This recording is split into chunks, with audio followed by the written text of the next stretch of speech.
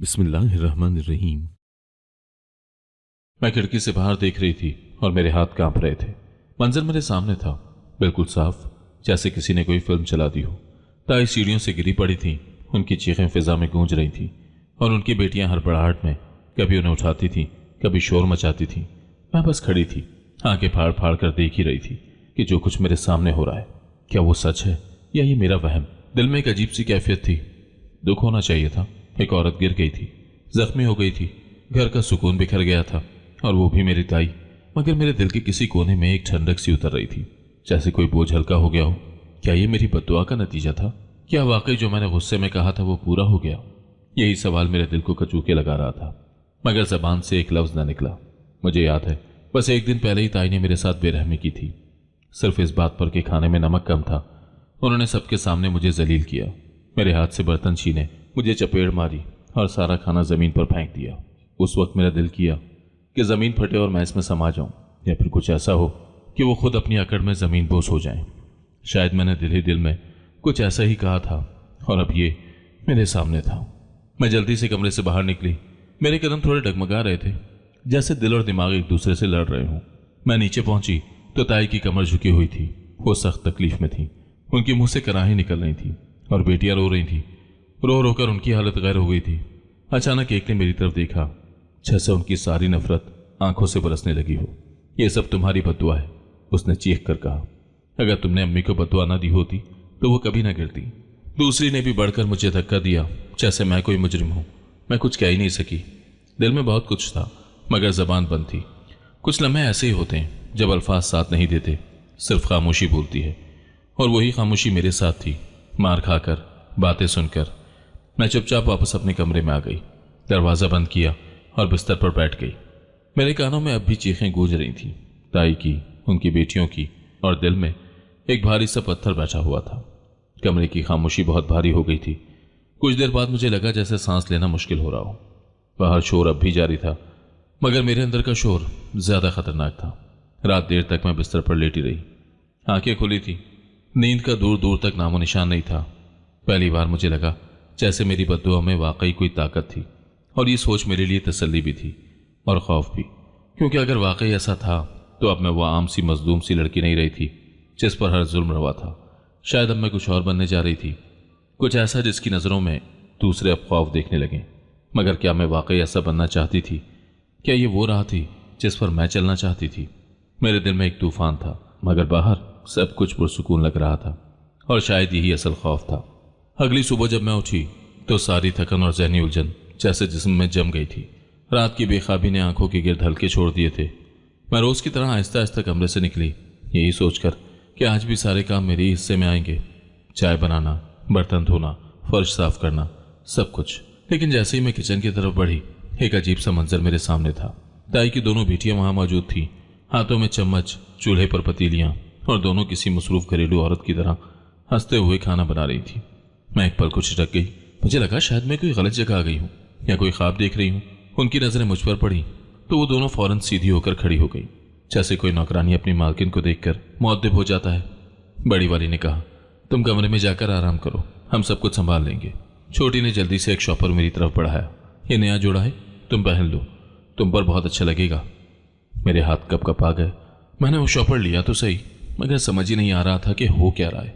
ये वही लड़कियां थी जिन्होंने कल मुझे मारा, धक्का दिया, बद्दुआ का ताना दिया। आज इतनी मिठास, इतनी नरमी। मैं बिना कुछ कहे कमरे में वापस आ गई। दिल में हजार सवाल थे, मगर जबान पर कुछ भी ना आया। शॉपर खोला तो वाकई बहुत खूबसूरत जोड़ा था, गहरे नीले रंग का, कीमती कपड़ा, ऐसा जो उन्होंने कभी अपने लिए भी ना खरीदा हो। मुझे यकीन ही नहीं आ रहा था कि यह जोड़ा मेरे लिए है। दोपहर तक मुझे किसी काम के लिए नहीं बुलाया गया। ताई कमरे में थी, बेटियां इधर उधर काम में लगी हुई थी, और मैं बस हैरान हैरान सी सब कुछ देख रही थी। ये घर वो नहीं लग रहा था जिसमें मैं बरसों से रह रही थी, वही घर जहां मेरा सांस लेना भी गिरा था आज मुझ पर आसान हो रहा था। मुझे ऐसा लगने लगा जैसे कोई पर्दा हटा हो और उसके पीछे कुछ और ही मंजर छुपा हुआ हो। शाम के वक्त मैं बाहर आई तो मेरी कज़न सहन में बैठी थी। उन्होंने मुझे बैठने को कहा। मैं चुपचाप उनके साथ बैठ गई। वो पहले की तरह तंजिया नजरों से नहीं देख रही थी मुझे, न ही आवाज में जहर था। छोटी ने मेरी तरफ देखकर कहा, हमें अंदाजा हो गया है कि हमने तुम्हारे साथ बहुत बुरा किया, हमें माफ कर दो। मैंने आंखें नीचे कर ली। इतना सब कुछ सुनने के बाद मेरे पास कुछ कहने को ना था। और वो बोलती रही, हमें यह भी पता है कि हमने तुम्हें जितना दुख दिया उसका नतीजा हमारी माँ की हालत की सूरत में निकला। हम अब तुमसे कोई काम नहीं करवाएंगे, तुम बस आराम करो, दुआ करो कि अम्मी जल्द ठीक हो जाए। हम तुम्हें आइंदा कभी तकलीफ नहीं देंगे। ये सुनकर दिल में जैसे कुछ नर्म सा पिघलने लगा, मगर साथ ही एक चुभन भी थी। ये सब सच है या महज एक नया खेल? बरसों की सख्ती, जिल्लत और अजियत एक दिन में कैसे मिट सकती है? फिर भी मैंने सर हिला दिया। शायद मैं इस खुशफहमी को थोड़ा और जीना चाहती थी। रात को ताई ने मुझे अपने पास बुलाया। वो बिस्तर पर थी, चेहरे पर तकलीफ के आसार थे, मगर आंखों में कुछ और था। उन्होंने मेरा हाथ पकड़ा और धीरे से बोली, जो कुछ हुआ उस पर मुझे अफसोस है। शायद तुम्हारी दुआ या बद्दुआ में कोई ताकत है। मैं कुछ ना बोली। मेरे लिए ये सब हजम करना आसान नहीं था। अगले कुछ दिन इन्हीं हैरानियों में गुजरे। हर दिन एक नया तजुर्बा था। किरण और आलिया खुद झाड़ू देती, बर्तन धोती, ताई मुझे हर बात में शामिल करती, मशवरे लेती, जैसे मैं अब उस घर की एक अहम फर्द बन चुकी हूँ। मैं चुपचाप सब देखती, सब सहती, और दिल में छुपा एक सवाल हर वक्त जिंदा रहता, आखिर ये सब एकदम क्यों बदल गया? मगर मैंने खुद को ये कहकर खामोश रखा कि शायद वक्त वाकई बदल गया है। शायद जो दुख मैंने सहे अब उसका अजाला हो रहा है। शायद अब मेरी जिंदगी का दूसरा बाब शुरू होने वाला है, एक ऐसा बाब जिसमें दुख कम होंगे और इज्जत ज्यादा। ताई के कमरे से बुलावा आया तो कदम खुद ब खुद सुस्त हो गए। मैं कमरे के दरवाजे पर पहुंची तो वो तकिए के सहारे नींद दराज थी, कमजोर नजर आ रही थी, मगर आंखों में वही पुरानी चमक थी जो हमेशा मुझे कमतर महसूस करवाने के लिए काफी होती है। उन्होंने मेरी तरफ हाथ बढ़ाया और निहायत नरम लहजे में कहा, बैठो मेरे पास। वही हाथ जो कभी सिर्फ धक्के देने के लिए उठता था, आज प्यार से थामने के लिए उठा था। मैं खामोशी से बैठ गई, दिल में हजार अंदेशे, मगर चेहरे पर कोई तासुर नहीं। उन्होंने आहिस्ता से मेरी उंगलियां थामी और कहा, मुझे तुमसे एक बात करनी है, एक माफी मांगनी है। लफ्ज माफी मेरे दिल में हलचल मचा गया। मैं चुप रही, बस देखती रही। वो बोलती रही, मैंने तुम्हें बहुत दुख दिए हैं, नाइंसाफियां की, छोटी छोटी बातों पर तुम्हें रुलाया, तुम्हारे हक का खाना खा गई, पर अब मैं समझती हूं कि ये सब गलत था। मेरी कमर का टूटना शायद मेरे जुल्मों की सजा है। तुमसे दिल से माफी मांगती हूं। मैं बस उनकी आंखों में देखती रही। जो कुछ वो कह रही थी वो सुनने में खूबसूरत लग रहा था, पर सच्चाई की खुशबू नहीं आ रही थी। बरसों के जख्म एक दिन में कैसे भर सकते हैं, ये दिल जानता था। फिर भी मैंने सर हिला दिया, जैसे माफ कर दिया हो, जैसे सब भूल गई हो। कमरे से निकली तो कदम मजीद भारी हो गए थे। अब माहौल और भी बदला हुआ लग रहा था। किरण मेरे लिए चाय लेकर आई, मीठे लहजे में नरमी से बातचीत, हत्ता कि मैं जो कहती फौरन मान लेती थी। सारा घर जैसे अचानक मोहब्बत की चादर में लिपट गया हो। मेरा दिल नहीं मानता था। दिल जैसे किसी धोखे की खुशबू सूंघ रहा था, मगर सबूत कोई न था।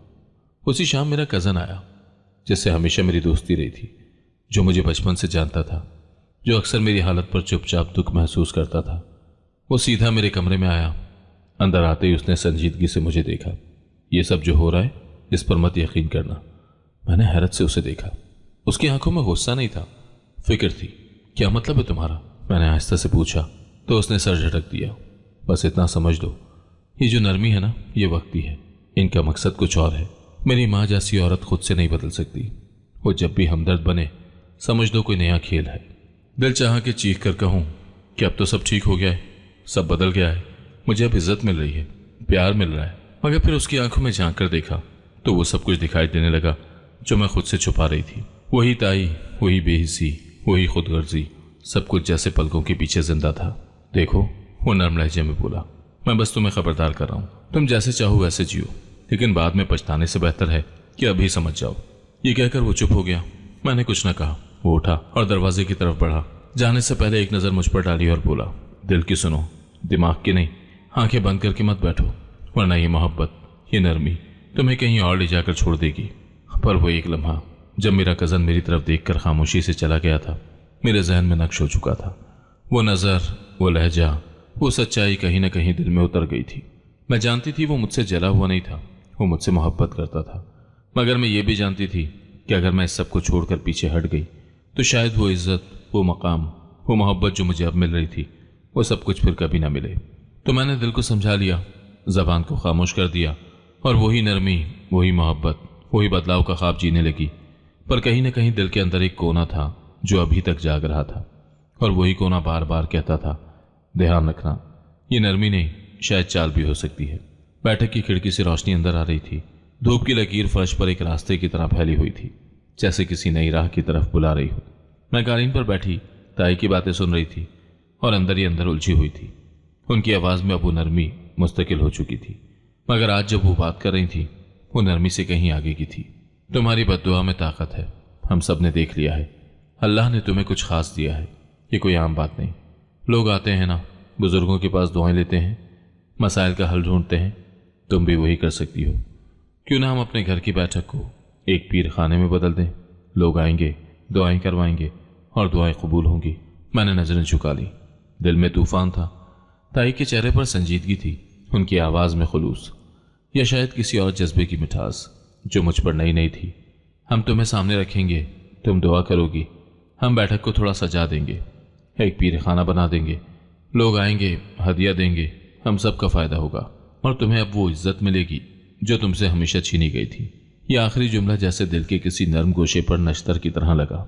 इज्जत, वो चीज जिसकी मैं बरसों से भूखी थी, जो हर दिन के जुल्म से ज्यादा तरसती रही थी। मैंने उन्हें गौर से देखा। उनके चेहरे पर कमजोरी थी, मगर आंखों में एक चमक थी। वो चमक जो कामयाबी की ख्वाहिश में होती है या फिर जाल में फंसाए गए शिकार को काबू में देखने के बाद आती है।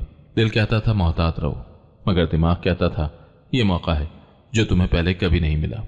मैं खामोश रही, मगर इस खामोशी में रजा छुपी थी। ताई ने मेरी खामोशी को हाँ समझ लिया और अगले ही दिन बैठक में तब्दीली शुरू हो गई। कालीन धोकर बिछाया गया, दीवार पर सब्ज कपड़ा लटकाया गया, एक कोने में खुशबू वाले ऊद रखे गए, एक चौकी रखी गई जिस पर मैं बैठूंगी जैसे बुजुर्गों की गद्दी हो। ये सब कुछ इतनी तेजी से हुआ कि मैं संभल ही न सकी। ताई की बेटियां हर काम में जुटी हुई थी। कोई बैनर लिखवा रहा था, कोई चौकी पर कपड़ा डाल रहा था, कोई बैठक के दरवाजे पर पर्दा लगा रहा था। यहाँ दुआ कबूल होती है, एक बड़ा सा बोर्ड दरवाजे पर लगा दिया गया और मैं इस सब के बीच खामोश खड़ी थी, जैसे कोई मुजस्मा जो खुद अपने बनने के अमल को हैरानी से देख रहा हो। पहले दिन कोई नहीं आया, बैठक खाली रही। ताई और बेटियां थोड़ी मायूस हुई, मगर मुझसे बोली, शुरू शुरू में ऐसा ही होता है, फिर लोग आएंगे और जब दुआएं पूरी होंगी तो हुजूम लग जाएगा। दूसरे दिन एक बूढ़ी औरत आई, लरसते कदमों से अंदर दाखिल हुई, मेरी तरफ देखा और आहिस्ता से बोली, बेटी, मेरे बेटे के लिए दुआ करो, नौकरी नहीं मिल रही। मैंने उसे गौर से देखा। वो थकी हुई थी, टूटी हुई, और उसकी आंखों में उम्मीद थी, वही उम्मीद जो शायद कभी मेरी आंखों में भी रही होगी। मैंने सर झुकाकर दुआ मांगी, दिल से, जैसे किसी अजनबी के दर्द ने मेरी रूह को छू लिया हो। 5 दिन के बाद वही औरत दोबारा आई, खुशी से भरपूर, आंखों में चमक, हाथ में मिठाई। मेरा बेटा सिलेक्ट हो गया आपकी दुआ से, उसने कहा और मेरे हाथ पर मिठाई रख दी। मुझे लगा जैसे अंदर कुछ जाग गया हो, जैसे कोई सोई हुई ताकत हरकत में आ गई हो। मैं कुछ देर खामोश रही और फिर सर झुका लिया। यह पहला लम्हा था जब मुझे लगा कि शायद ताई सच कह रही थी, शायद वाकई मेरी दुआओं में कोई असर है। एक के बाद एक लोग आने लगे, कोई बच्चों की सेहत के लिए, कोई रिश्ते की बंदिश के लिए, कोई कर्ज की माफ़ी के लिए। मैं सबकी बातें सुनती, खामोशी से सर झुकाकर दुआ मांगती और अक्सर कुछ दिन बाद वो लोग खुशखबरी लेकर वापस आते। घर की फिजा मुकम्मल बदल चुकी थी। ताई की तबीयत संभल रही थी, ताई की बेटियां हर वक्त मसरूफ़ रहती थीं और मैं उस बैठक की गद्दी पर बैठने वाली पीढ़नी बन चुकी थी। वही लड़की जो कल तक बावर्ची खाने के धुएं में छुपी रहती थी, आज दुआओं के धुएं में लिपटी बैठी थी। लेकिन सच कहूं तो अंदर कुछ अधूरा सा था। ये सब जो हो रहा था, इतना जल्दी, इतना मुकम्मल, ये मुझे अंदर से हिला रहा था। मैं रोज आईने में खुद को देखती, वही चेहरा, वही आंखें, मगर एक नया रूप, नया मकाम। क्या ये सब हकीकत थी या किसी चाल का हिस्सा? ये मैं नहीं जानती थी। बस इतना समझ रही थी कि मैं अब एक नई जिंदगी की दहलीज पर खड़ी हूँ और पीछे मुड़ने का वक्त गुजर चुका है। मेरा कज़न वो कई दिन से घर नहीं आया था और जब आया तो खामोशी से सीधा अपने कमरे में चला गया। पहले की तरह ना मेरी तरफ देखा, ना सलाम किया, ना कोई बात की। एक अजीब सी सर्द महरी थी उसके रवैये में जो पहले कभी नहीं देखी थी। हम दोनों बचपन से एक दूसरे के करीब थे। वही मेरा वाहिद हमदर्द, वही जिसके साथ बैठकर मैं अपने दुख हंसी में बदल लेती थी। मगर अब वो मुझसे जैसे अजनबी हो चुका था। काफ़ी देर मैंने इंतज़ार किया कि शायद वो खुद आ जाए, शायद पहले की तरह मुझे छेड़े, बात करे या कोई हंसी मजाक करे। मगर जब शाम ढलने लगी और वो अब भी अपने कमरे में बंद रहा तो दिल ने जिद पकड़ ली। मैं दरवाजे पर गई हौले से दस्तक दी। 2 बार 3 बार, आखिर दरवाज़ा खुला और वो सामने खड़ा था। चेहरे पर वही संजीदगी, आंखों में वही खामोश गुस्सा। क्या बात है, उसने सर्द लहजे में कहा और मैं छिटक गई। आवाज़ में वो अपनापन नहीं था जो हमेशा होता था। तुम मुझसे बात क्यों नहीं कर रहे? मैंने आहिस्ता से पूछा, दिल जैसे धड़कना भूल गया हो। उसने एक गहरी सांस ली, फिर कंधे उचकाकर बोला, बात करने को कुछ बचा कहाँ है? तुम अब वो नहीं रही जो पहले थी। तुम भी उन जैसी ही बन गई हो, मतलब परस्त। मुझे लगा जैसे किसी ने मेरे सीने पर चोट मारी हो। ये क्या कहा तुमने? मैंने बेयकीनी से पूछा। मैंने वही कहा जो हकीकत है। तुम्हें मैंने रोका था, समझाया था कि उनके झांसे में मत आओ, मगर तुमने मेरी एक ना सुनी। तुमने वही किया जो चाहते थे। तुमने वो किरदार कबूल कर लिया जो उन्होंने तुम पर थोपा, और तुम अब खुद को पीरनी समझ बैठी हो। मेरे लब कपकपाने लगे। मैंने कुछ बुरा नहीं किया, मैं तो सिर्फ दुआएं मांगती हूँ, किसी का बुरा तो नहीं चाहा। वो हंसा, तलखी भरी हंसी थी वो। यही तो बात है, तुम समझती हो कि तुम कुछ बुरा नहीं कर रही, मगर असल में तुम उनकी प्लानिंग का हिस्सा बन चुकी हो। उन्होंने तुम्हें इस्तेमाल किया और तुम खुशी खुशी इस्तेमाल होने को तैयार हो गई। क्या इज्जत सिर्फ वही होती है जो दूसरों की अंधी अकीदत से मिले? मैं खामोश हो गई। मेरी आंखों में आंसू भरने लगे। मुझे तो लगा था तुम खुश हो गए मेरे लिए। खुश? उसकी आवाज़ बुलंद हुई। मैं कैसे खुश हो सकता हूँ जब तुमने खुद को उनके हाथों में दे दिया है? तुम्हें नहीं समझ में आ रहा कि तुम सिर्फ एक मोहरा हो। जिस दिन तुम्हारी दुआएं कबूल होना बंद हो गई या तुम्हारे फायदे का वक्त गुजर गया, वो तुम्हें फिर उसी धुएं, बर्तनों और भूखी नींदों में धकेल देंगे और तुम उस वक्त कुछ भी नहीं कर सकोगी। मैंने अपने आंसू पोंछ लिए, मगर दिल का बोझ कम ना हुआ। शायद तुम सही हो, शायद मैंने गलत फैसला किया, लेकिन कम से कम आज मुझे वो इज्जत, वो मकाम, वो पहचान मिल रही है जिसका मैंने परसों ख्वाब देखा था। उसने मेरी तरफ देखा बहुत देर तक, फिर धीरे से बोला, अगर वो पहचान झूठ पर मबनी हो तो एक दिन वो सब कुछ खा जाती है जो सच होता है। मैंने तुम्हें हमेशा मुख्तलिफ समझा था, हमेशा बेहतर जाना था, लेकिन आज तुम भी वही निकली। ये कहकर उसने दरवाज़ा बंद कर दिया। मेरी दुनिया जैसे एक लम्हे में अंधेर हो गई। मैं दरवाजे के बाहर खड़ी रही, साकत, जैसे ज़मीन ने मुझे जकड़ लिया हो। दिल चीख चीख कर कह रहा था कि जाकर उसे मना लो, सब समझा दो, मगर अकल कहती थी कि जो वो देख रहा है शायद वही सच है। रात को बैठक में लोगों का रश था। दुआएं, मन्नतें, हदिये, शुक्राने, सब कुछ जारी था। मैं वही पीरनी बनी बैठी थी, लोगों की उम्मीदों का मरकज़, मगर दिल कहीं और था। कज़न के अल्फाज गूंज रहे थे। हर दुआ मांगते हुए, हर चेहरा देखते हुए मुझे वो नज़र याद आती जो उसने जाते वक्त मुझ पर डाली थी।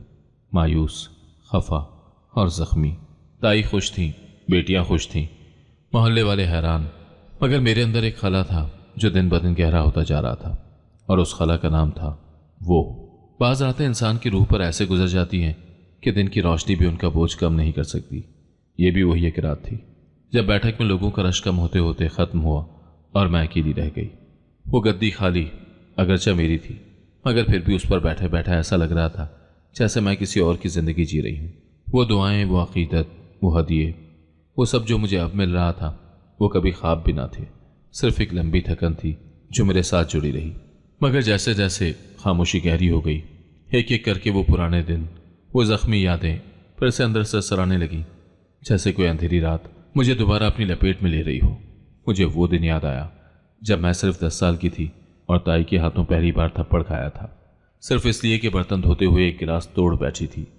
हाथ कांपते थे, मगर ज़बान पर कभी शिकायत ना आई, क्योंकि शिकायत का नतीजा मार होता था और खामोशी का बदला सिर्फ नज़रअंदाज। ऐसा भी वक्त आया जब मैंने हंडिया जला दी थी, सिर्फ इसलिए कि नीचे से लकड़ियाँ गीली थी, आग नहीं पकड़ रही थी। ताई ने वो दिन मेरी ज़िंदगी का जहन्नुम बना दिया। उन्होंने सबके सामने कहा कि जब तक तेरा चेहरा भूख से काला ना हो जाए तब तक खाने की कोई चीज़ नहीं मिलेगी। 3 दिन तक मैंने सिर्फ पानी पर गुजारा किया, और फिर चौथे दिन जब उनकी सहेली आई, मैंने हिम्मत करके बिरयानी मांग ली, ढीठ बनकर, जिद में आकर। बस फिर वो डंडा आया सीधा मेरी कमर पर। कभी कभी मुझे लगता है कि वो जो कुछ भी करती थी उसमें नफरत नहीं थी, बल्कि एक अजीब सा गुरूर था, जैसे मैं कोई चीज़ हूँ, एक बोझ जिसे काबू में रखना उनका हक था। और आज जब मैं गद्दी पर बैठी होती हूँ, लोगों के झुके सरों को देखती हूँ, उनकी उम्मीदें सुनती हूँ, उनके हदिये वसूल करती हूँ, तो वो सारी अजियतें पल भर को पीछे धकेल जाती हैं, जैसे वो सब कुछ किसी और की जिंदगी का हिस्सा हो, कोई पुरानी फिल्म जिसकी फिल्म रील अब पुरानी हो गई हो। ताई अब मेरे सामने झुकी झुकी सी बात करती हैं। वही औरत जो मुझे जमीन से भी नीचे समझती थी, अब हर मशवरे में मेरा नाम लेती है। ये इज्जत, ये मकाम मुझे तस्कीन देता है, जैसे बरसों की भूख, बरसों की मार अब किसी नेमत में बदल गई हो। मुझे देखकर लोग रास्ता छोड़ देते हैं, मुझे पीरनी साहिबा कहकर बुलाते हैं। और मैं वही लड़की हूं जो कभी किचन में घुटनों के बल बैठकर रोटी गूंथती थी और आंसू अपने आटे में मिलाकर गोलियां बनाती थी। और मेरी कज़न की बातें वो जैसे अंदर गूंजती रहती हैं। वो कहता था कि मैं भी मतलब परस्त बन गई हूँ, कि मैं उनके हाथों में खेल रही हूँ। और शायद वो गलत नहीं था, क्योंकि जिस दिन मेरी दुआएं सुनी जाना बंद हो जाएंगी, जिस दिन कोई मांगने वाला नाराज होकर जाएगा, उस दिन शायद ये गद्दी भी छिन जाएगी और वही धुएं वाला किचन, वही भूखी रातें दोबारा मेरे नसीब का हिस्सा बन जाएंगी। लेकिन फिलहाल मैं ये सब जीते जाना चाहती हूँ। हर बार जब कोई मेरे कदमों में बैठकर दुआ की इल्तिजा करता है, मुझे लगता है कि मैं कुछ हूँ, मैं कोई हूँ। मैं सिर्फ एक मजबूर लड़की नहीं रही, मैं वो बन चुकी हूँ जिसे कभी उन्होंने बनना ही नहीं दिया। यही सोच कभी मेरी हड्डियों के पुराने जख्मों को भी सुकून दे देती थी। शायद ये सब मेरी आजमाइश का इनाम है, या शायद किसी और आजमाइश की शुरुआत। पहले पहल लोग आहिस्ता आहिस्ता आते थे, दरवाजे पर झिझक महसूस करते, दो चार लफ्ज बोलकर चुप हो जाते, या बस खामोशी से बैठक की दहलीज पर जाकर हाथ उठाकर चले जाते। मगर जैसे जैसे दिन गुजरते गए, ये झिझक धीरे धीरे यकीन में बदलने लगी। कुछ लोग वापस आए शुक्राने के साथ। किसी का बेटा नौकरी पर लग गया, किसी की बेटी का रिश्ता तय हो गया, किसी की बीमार माँ ने आंखें खोल दी थी। और सब एक ही बात दोहराते, आपकी दुआ से हुआ पीरनी साहिबा। ये लफ्ज पीरनी साहिबा शुरू शुरू में कानों को अजीब लगता था, जैसे ये किसी और के लिए हो। मैं अपनी शनाख्त से मानूस नहीं हो पा रही थी। मगर फिर एक दिन एक औरत ने अपने बच्चे को मेरे कदमों में बिठाकर कहा, इस पर दम करें, नजर लगी है। और उस वक्त मेरे अंदर कुछ खटकने लगा। वो शायद इज्जत थी, वही इज्जत जो बरसों तक मेरे दामन से छीनी जाती रही। आज वो लोग खुद मेरे कदमों में झुक रहे थे। ताई अब मुकम्मल सेहतियाब हो चुकी थी, मगर उन्होंने अपना वो गुरूर दोबारा नहीं अपनाया। उनकी नज़रों में अब एक तरह का फ़ख्र था और शायद फ़ायदा भी। बैठक में अब रोज़ाना दर्जनों लोग आते। मैंने खुद में तब्दीली महसूस की। मेरी आवाज़ में एतमाद आ गया था। पहले मैं नज़रें चुराती थी, अब नज़रें झुका कर रखती थी, मगर इस झुकाव में वक़ार था। वो कमज़ोरी नहीं जो कभी मेरी पहचान थी। घर के हालात भी बेहतर होने लगे थे। जो हदिया आते थे उनसे ज़रूरियात पूरी हो जाती। कभी नगद रकम, कभी सोना, कभी कपड़े, कभी मिठाई के डब्बे। ताई अब मुझे हर फैसले में शामिल करती। बेटा तुम बताओ ये रकम कहाँ लगाएं? या ये औरत कह रही कि इसका बेटा जेल में है, तुम इस्तिखारा कर दो।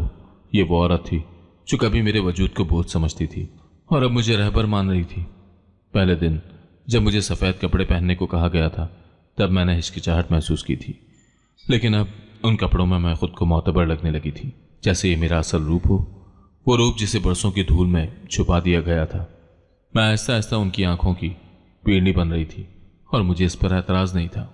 मोहल्ले में भी मेरी शोहरत फैलने लगी थी। जो कभी मुझे नौकरानी समझते थे, अब मुझसे वक्त लेकर बैठक में आते थे। औरतें रास्ता रोककर दुआएं लिखवाती, मर्द सलाम करके झुक झुक कर बात करते। कुछ बच्चों की माएँ उनके सरों पर हाथ रखवाने लाती थीं, कुछ अपने दुख छुपाते और सिर्फ आंखों से इल्तिजा करते। मैं उन सबकी सुनती, दिल से सुनती और दुआएं करती। दुआएं कबूल भी हो रही थी। ऐसा नहीं है कि सब कुछ मौजज़ा था, मगर कुछ बातें ऐसी ज़रूर थीं जो मेरे लिए भी हैरान कुन थी। जिनके लिए दिल से दुआ निकली, उनके हालात वाकई बदलने लगे।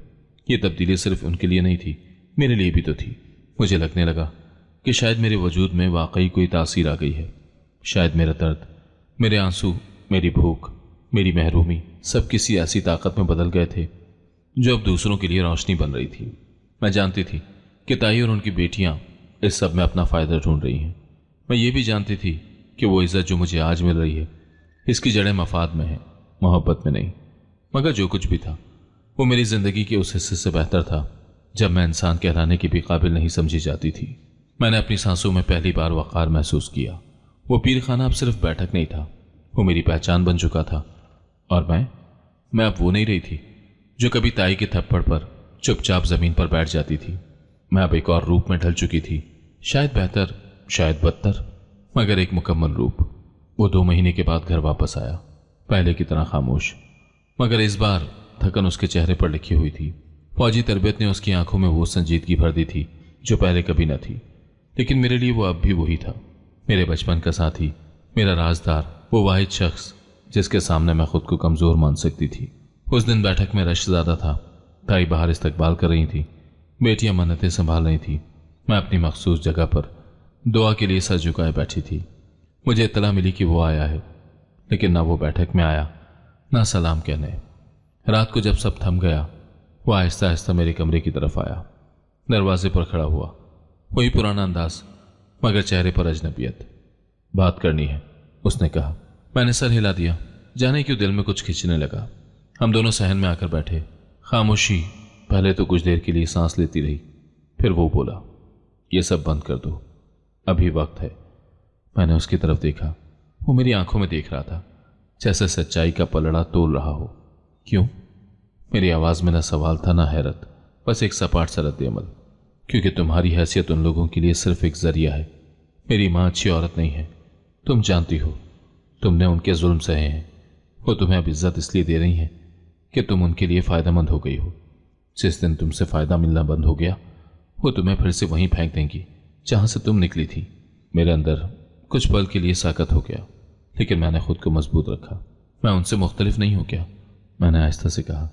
मुझे जो इज्जत, जो पहचान मिली है, वो उन्होंने दी है। जो मैं बरसों से तरसती रही, वो मुझे अब मिला है। ये सब झूठा है क्या? उसने तलखी से मुस्कुराकर सर झटका। ये सब तुम्हारे अंदर का खला भर रहा है, इसीलिए तुम्हें सच लगता है, मगर सच ये है कि सब कुछ एक दिन टूटेगा। मैं तुम्हें वही वक्त याद दिलाना नहीं चाहता जब तुम भूख से तड़पती थी, मगर मुझे देखकर मुस्कुरा देती थी कि मैं ना रोऊं। आज तुम उसी औरत की गोद में बैठकर अपने जख्मों को भूल गई हो। मैंने नजरें चुराई, दिल की धड़कन तेज हो गई। मुझे लगता है तुम जलते हो मुझसे। मेरी आवाज में तलखी आ गई। तुम्हें दुख है कि आज लोग मुझे इज्जत से बुलाते हैं। तुम्हें बर्दाश्त नहीं हो रहा कि मैं इस मकाम पर हूं जहां तुमने कभी मुझे देखने की ख्वाहिश नहीं की थी। उसने एक पल को आंखें बंद की, जैसे बर्दाश्त कर रहा हो, फिर धीरे से बोला, मुझे खुशी होती अगर ये मकाम तुम्हें तुम्हारी काबिलियत से मिलता, तुम्हारे सच से, मगर तुमने इन लोगों की छांव में वो रोशनी चुनी है जो सूरज ढलते ही बुझ जाती है। मैंने सख्ती से कहा, अगर तुम्हें इतनी ही तकलीफ है तो मुझसे बात करना बंद कर दो। वो खामोशी से खड़ा हो गया। मैंने फिर कहा, अब की बार तुमने बात रोकी थी, अब मैं रोक रही हूं। खबरदार जो दोबारा मुझसे बात करने की कोशिश की। वो कुछ कहे बगैर पलट गया और मेरी जिंदगी में एक और दरवाजा खामोशी से बंद हो गया। मैंने सहन की तरफ देखा। वही दरो दीवार जो कभी मेरी खामोशियों के गवाह थे, अब मेरी ताकत के आयनादार थे। वो जा चुका था, मगर उसकी बातें मेरे कानों में गूंजती रहीं। दिल के अंदर एक अजीब सी खाली जगह पैदा हो गई थी, जैसे कोई बहुत ही अपना दूर हो गया हो। लेकिन मैंने खुद को यह कहकर संभाल लिया कि वो मुझसे जल रहा है, उसे मेरी कामयाबी बर्दाश्त नहीं हो रही। वो जानता है कि अब मैं मजबूर नहीं रही, अब मैं किसी की मोहताज नहीं हूं। अब लोग मुझे मानते हैं, पूछते हैं, इज्जत देते हैं, और शायद वही चीजों से काट रही है। बैठक की रोशनी तेज हो रही थी और मैं एक बार फिर उस गद्दी पर बैठने जा रही थी। लोग इंतजार में थे, मन्नतें, दुआएं, अकीदतें, और मैं अपने अंदर के खला को उन सब से भरने की कोशिश में फिर एक और दिन गुजारने लगी। दिन ब दिन बैठक में भीड़ बढ़ती जा रही थी। लोग दूर दूर से आते, बाज तो कई कई घंटे का सफर करके सिर्फ मेरी दुआ लेने पहुंचते। किसी की माँ की बीनाई वापस आई, किसी का गुमशुदा बेटा घर लौटा, किसी का मुकदमा खत्म हुआ, और उन सब ने यह सारा क्रेडिट मेरी दुआ को दिया। दुआओं के साथ हदिये भी आने लगे, नोटों से भरे लिफाफे, सोने के कड़े, महंगे फल और बड़े बड़े तोहफे। फिर एक दिन ताई ने सबको कमरे में इकट्ठा किया। उनके चेहरे पर अजीब सी चमक थी, आंखों में वो चमक जो सिर्फ जीतने वाले की होती है। बेटियां बेइर्द गिर्द खुशी से दमक रही थीं। ताई ने ऐलान किया, हम सब बैरून मुल्क सैर के लिए जा रहे हैं। बहुत दिन मेहनत कर ली, अब अल्लाह ने नवाज भी दिया है, थोड़ा आराम भी बनता है। एक लम्हे के लिए तो मुझे यकीन ही ना आया। सैर, वो भी बाहर मुल्क, हमारे लिए जो कभी रोजमर्रा की जरूरियात के लिए तरसते थे। बेटियां बेहद पुरजोश थीं। किसी ने सामान की लिस्ट बनाई, किसी ने नेट से वीजे की तफसीलात निकाली। ताई ने करीबी एजेंट से बात करके प्लान पक्का कर लिया। हर तरफ खुशी, हंसी और गहमा गहमी थी। एक नया जोश, एक नई जिंदगी का वादा, जैसे सब कुछ नई शुरुआत के लिए तैयार हो रहा हो। मेरा भी दिल अजीब सी खुशी से भर गया। मुझे लगा जैसे मेरी सारी महरूमियां, सारा दुख, सब कुर्बानियां रंग ला रही हैं। मैंने अपने कमरे की अलमारी खोली, पुराने कपड़ों के दरमियान नए जोड़े तरतीब से रखे। कभी आईने में खुद को देखती, कभी तस्वुर में किसी नई सरजमीन के ख्वाब बुनती। कभी दिल में खौफ भी आता कि ये सब कुछ एक ख्वाब ना हो, मगर हर बार ताई की चमकती आंखें, उनकी बुलंद आवाज़, बेटियों के कह कहे मुझे यकीन दिलाता कि हाँ, अब किस्मत ने हम पर मेहरबानी कर दी है। बस एक कमी थी, वो जो अब इस घर का हिस्सा नहीं रहा था। मेरा कज़न, मेरा राजदार, मेरा दोस्त, वो अब हमसे मुकम्मल कट चुका था। फौज में शामिल होने के बाद वो ज़्यादातर हॉस्टल में रहने लगा था। न कभी कॉल करता, न कोई पैगाम देता। पहले मैं उसके खाली कमरे के पास से गुजरते हुए रुक जाती थी, दरवाजे को देखती थी, उम्मीद करती थी कि शायद कभी अचानक आ जाए, मगर अब वो आदत भी छूट गई थी। मैंने एक बार ताई से पूछा, हम उसे भी बताएंगे ना? वो हंसकर बोली, किसके लिए? जिसे हमसे गर्जी नहीं, उसका हमारे साथ क्या काम? और उस वक्त मुझे पहली बार लगा कि शायद वो वाकई हम सबसे बहुत दूर जा चुका है। एक दिन बेटियों ने बताया कि उसने पासपोर्ट बनवाने से भी इनकार कर दिया है। वो सैर के प्लान का सुनकर भी नहीं हिला, ना दिलचस्पी ना सवाल। मैं कुछ देर को खामोश हो गई। दिल में एक टीस सी लगी, पर मैंने खुद को यह कहकर तसल्ली दी कि शायद अब वो हमारी खुशी में खुश नहीं होता। वो बदल चुका है और मैं भी। हम सब ने बैग पैक करने शुरू कर दिए। बैठक का निज़ाम बेटियों ने कुछ दिन के लिए रोक दिया, बोर्ड हटा लिया और सबने सोशल मीडिया पर भी ऐलान कर दिया कि पीरनी साहिबा रूहानी चिल्ला कशी पर जा रही हैं, वापसी तक कोई मुलाकात नहीं होगी। ये बातें अब आम हो गई थी। लोग मेरी गैर मौजूदगी को भी तकद्दुस समझते और मैं अब वाकई उस तकद्दुस में खुद को छुपाने लगी थी। ताई ने खुसूसी लिबास बनवाया, सबके लिए अलग-अलग सूट। मुझे सफ़ेद चादर के साथ एक खूबसूरत कुर्ता दिया गया। जहां जाएंगे सब देखेंगी पीरनी साहिबा कितनी बावकार लगती हैं। मैंने वो कपड़ा हाथ में लिया और कुछ लम्हों के लिए रुक गई। वो नरम था, कीमती था और मेरे अंदर की उस लड़की के लिए बिल्कुल अजनबी, जो कभी अपनी बरसों पुरानी कमीज से बाहर ही नहीं निकली थी। हमारी रवानगी की तारीख तय हो गई। रात को सबने अपने अपने बैग तैयार करके कमरे में रख दिए। हमने सुबह की फ्लाइट पकड़नी थी। मैं भी जल्दी सोने के लिए चली गई। दिल में एक अजीब सा सुकून था, जैसे कोई बहुत बड़ी मंजिल हासिल हो गई हो। पर कहीं ना कहीं एक कोने में एक हल्की सी हलचल बाकी थी। वही एहसास जो हर खुशी के पीछे छुप कर कहता है, क्या सब वाकई ठीक है? लेकिन सच यह है कि उस रात नींद मेरी आंखों से कोसों दूर थी। मैंने करवटें बदल बदल कर रात गुजारने की कोशिश की, मगर हर लम्हा दिल में एक अजीब सा इस्तराब जागता रहा, जैसे कोई चीज़ खो रही हो या खोने वाली हो। सांस कुछ भारी लग रही थी। पसीने की हल्की सी तह मेरे माथे पर जमी हुई थी। मैंने आंखें मूंदकर खुद को पुरसुकून करने की कोशिश की, मगर दिल था कि मुसलसल धड़क धड़क कर अंदर से चीख रहा था। एक लम्हा आया जब मैं उठकर बाहर निकलने लगी कि देखूं सब खैरियत तो है, लेकिन जैसे ही कमरे का दरवाज़ा खोला, बाहर मुकम्मल सन्नाटा था। घर के सब दरवाजे बंद, खिड़कियां भी भीगी हुई रात की हवा में साकत। ताई की बेटियों की कमरों की लाइटें बंद थीं। ताई का दरवाज़ा भी अंदर से बंद। मैंने कदम पीछे हटा लिए, खुद को समझाया कि शायद नींद की कमी है, शायद मैं कुछ ज़्यादा ही सोच रही हूँ, ये सब वहम है। सफ़र का जोश बेचैनी की सूरत इख्तियार कर गया है। यही सोचकर मैं वापस कमरे में आ गई, चादर ओढ़ी और नींद को ज़बरदस्ती अपनी आंखों पर बिठा दिया। सुबह की पहली रोशनी खिड़की के कोने से अंदर आई तो मेरी आंख खुली। बोझल आंखें, मगर दिल थोड़ा हल्का महसूस हो रहा था। मैंने जल्दी से उठकर कपड़े बदले और बाहर निकल आई। किचन की तरफ जाते हुए मैंने आवाज़ दी, ताई नाश्ता बनाऊं या बाहर से कुछ मंगवा लें? लेकिन कोई जवाब नहीं आया। मैंने किरण और आलिया के कमरे की तरफ देखा। दरवाज़ा बंद था। हल्की सी दस्तक दी, फिर ज़ोर से बजाया। कोई आवाज़ नहीं। दिल फिर से बेचैन होने लगा। मैं ताई के कमरे की तरफ बढ़ी। दरवाज़ा हिलाया तो वो भी खुला हुआ निकला। अंदर मुकम्मल सन्नाटा था। बिस्तर खाली, अलमारी आधी खुली। मैं एकदम छिटक गई। कदम पीछे हटने लगे। सारा घर जैसे मेरी आंखों के सामने अजनबी होता जा रहा था। फिर मैं मेन गेट की तरफ दौड़ी।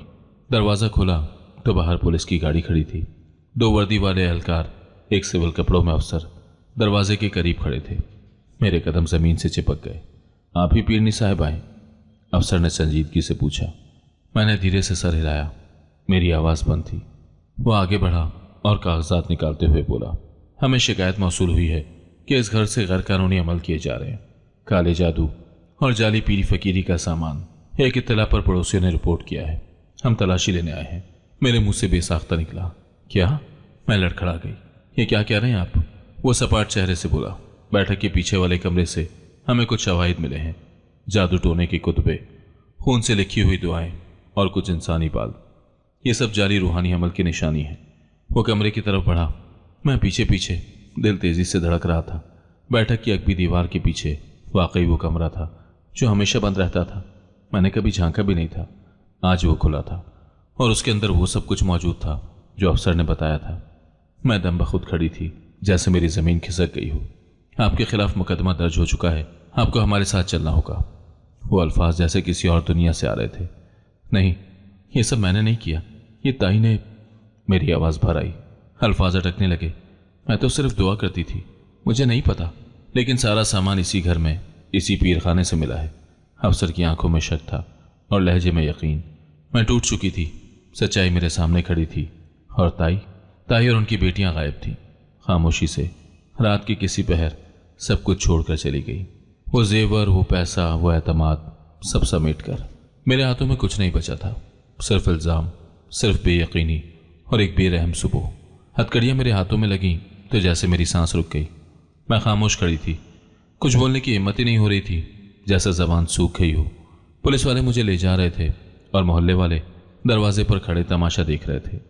वही लोग जो कुछ दिन पहले मेरे कदमों में बैठकर दुआएं मांगते थे, आज चुपचाप तमाशाई बने मेरे जवाल का मंजर देख रहे थे। किसी की आंख में अफसोस नहीं था, कोई बचाने नहीं आया। सबके चेहरों पर खामोशी थी या सरगोशियाँ। वही अकीदतमंद आंखें आज शक से भरी हुई थी। मुझे गाड़ी में बिठाया गया, मेरे गिर्द पुलिस वाले, और दिल में एक ही सवाल, ये सब मेरे साथ हो क्या रहा है? कल तक जो पीड़नी कहलाती थी आज मुलजिमा कहला रही है। मैंने कुछ नहीं किया, सिर्फ दुआ की थी। मैंने लोगों की बातें सुनी, उनके दुखों पर दिल से दुआ मांगी, उनके आंसू पोंछने की कोशिश की। अगर मैं वाकई गुनहगार थी तो वो दुआएं कैसे कबूल हुई? थाने में जब मुझसे तफ्तीश शुरू हुई तो मैंने हर बात साफ साफ कही। मैंने वो कमरा कभी नहीं देखा, मुझे नहीं पता कि उस कमरे में क्या रखा था। यह सब ताई का काम हो सकता है, वही सारी चीजें संभालती थी। लेकिन मेरी बात पर कोई कान धरने को तैयार न था। अफसर ने फाइल बंद करते हुए कहा, तुम्हें इस बात की सजा जरूर मिलेगी। तुमने अपनी मासूमियत का लिबादा ओढ़कर लोगों को धोखा दिया। काला जादू सिर्फ सामान से नहीं होता, नियत से भी होता है। और तुमने उस पीरखाने के नाम पर लोगों से पैसा बटोरा, उनके जज्बात से खेला। मैं चुप हो गई, कुछ कहने का फायदा ही नहीं था। मेरा दिल तेजी से धड़क रहा था। आंखों के सामने वो सब चेहरे घूम रहे थे जिन्होंने मुझे पीड़नी कहा, जिन्होंने मेरे हाथ चूमे, जो दुआओं के लिए मुझसे लिपटते थे। वो सब अब मेरे मुजरिम बनने की गवाही देंगे। क्या उनमें से कोई भी ये नहीं कहेगा कि मैंने सिर्फ उनके कहने पर हाथ उठाए थे? कोई एक भी मेरी सच्चाई पर यकीन नहीं करेगा। रात को मुझे हवालात में बंद कर दिया गया। अंधेरा, बोझल हवा और कमरे में दीवार पर चलती छिपकलियों की साएं साएं। मैं एक कोने में बैठ गई, गठड़ी बनी, जैसे खुद को समेट रही हूं। यादें एक एक करके मेरे जहन में रेंगने लगी। ताई की वो बातें जब वो कहती थी, लोग तुमसे दुआएं करवाएंगे, तुम्हें इज्जत मिलेगी, सब तुम्हारे पीछे होंगे, तब मैंने एक बार भी शक नहीं किया। तब मेरा दिल चाहता था कि बस मान जाऊं, जो मिल रहा है उसे कबूल कर लूं। लेकिन आज मुझे अंदाजा हुआ कि वो सब कुछ मेरा नहीं था। वो सब एक मंसूबा था, एक चाल जो ताई ने मेरी खामोशी, मेरी मासूमियत, मेरी भूखी नजरों का फायदा उठाकर बिछाई थी। मैंने कभी उनसे सवाल ही नहीं किया, क्योंकि मैं इज्जत की भूखी थी। मैंने कभी पीछे मुड़कर नहीं देखा, क्योंकि आगे कुछ बेहतर नजर आ रहा था। अब वो सब कुछ खत्म हो चुका था। पुलिस ने बताया कि ताई और उनकी बेटियां रात के वक्त चुपके से निकल गईं। उनका सारा सामान गायब था और उनका पासपोर्ट भी किसी और के नाम पर जारी किया गया था। वो सब तैयार कर चुके थे और मैं बेखबर अपनी ही दुनिया में मस्त ये सब सहती रही। कमरे में अंधेरे के बीच मैंने अपने आप से एक बार फिर वही सवाल किया जो परसों पहले किया था, मेरा कसूर क्या है? और इस बार जवाब आया, यकीन। मैंने उन पर यकीन किया, उनकी बातों पर, उनके वादों पर, उनके बदलते हुए लहजों पर।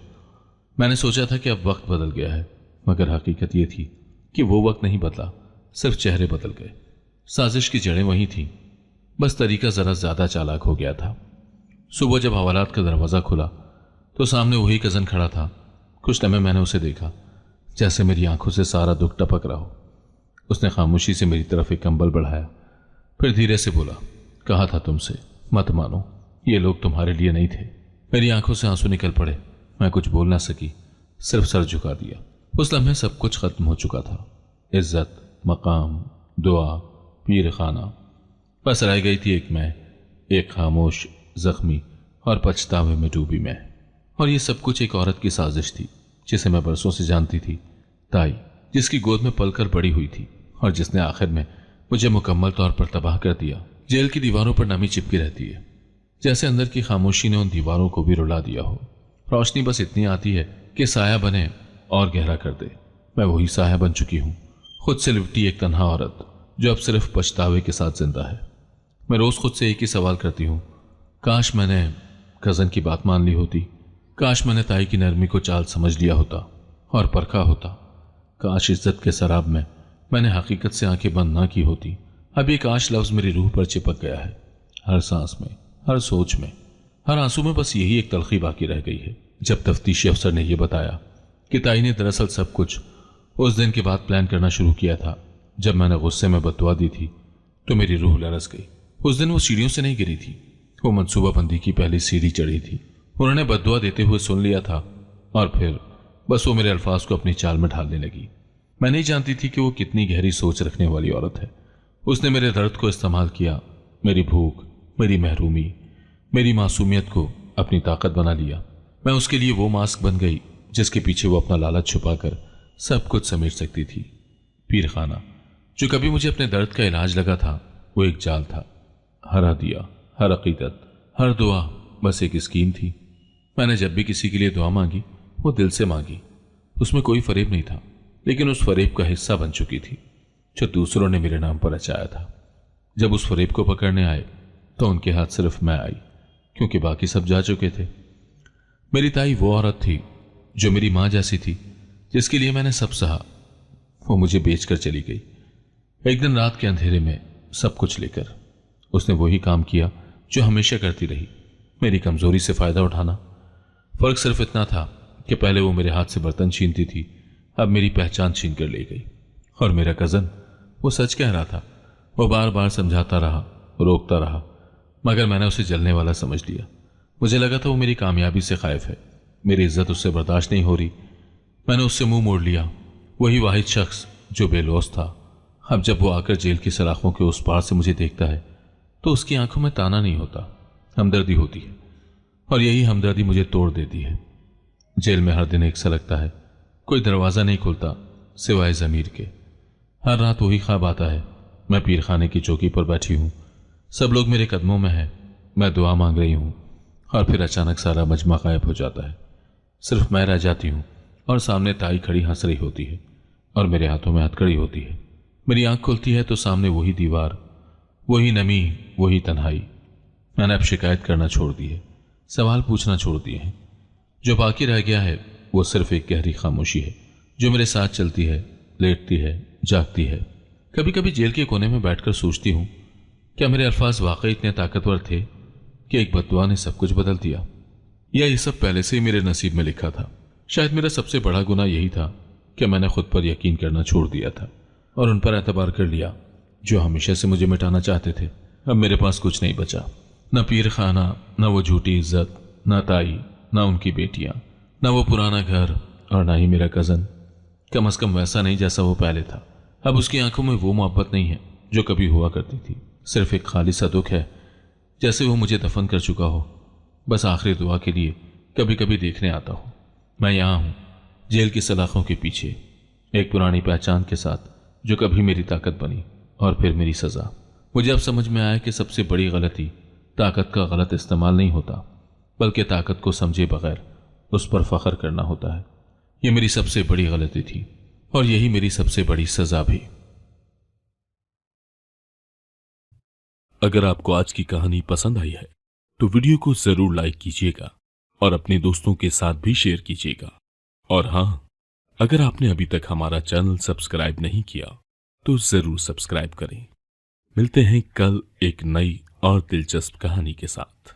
अल्लाह हाफिज।